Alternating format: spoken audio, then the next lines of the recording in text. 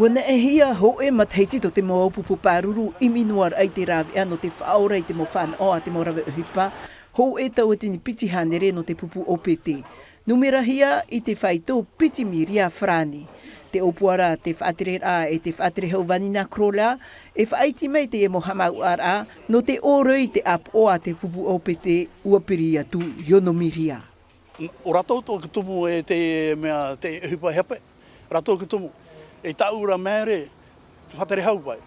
Rawe ohipa ona nā mua o ioto o pete.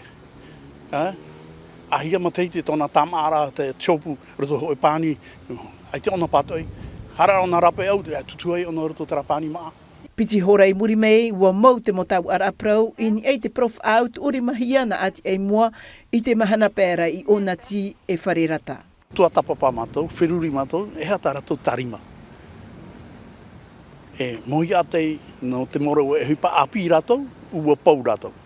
Tarata mātou, a teie te piti, nā ro mātou tua tapapa, te prau whaau, tā ratou whaafofa ore, a oru mau au atenei. Donc la donnée nouvelle c'est que ati ai moi Te prau api wat uri mahia na ati ai mua I te o e Ōpuara'a prau whaau taiete I Fare Rata e onati, e tawir arahei. notable. No ati ei mua te uri mar ai te mo prau whaau pupu o pete e ohiparu ti e hia mai te toru o horu no e Fare Rata. Les dispositions tombaient à cette date-là et donc des Mia whaore hia te mo whanhor au te mo prau whaau I te ua mahanara. Ua tupura te mo tau ar aprau, na muri te mo whaatere raver hei te ua mahanara, te roa I te mahana ta uti a hia no te toru o horu no te tepa.